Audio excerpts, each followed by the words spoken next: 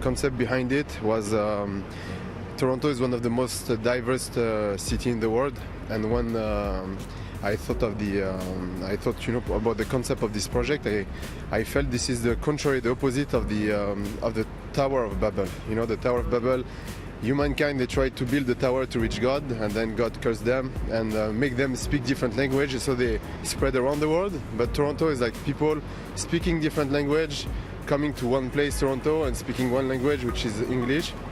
And they then not try to build a tower, but they try to build an horizontal structure, which is society.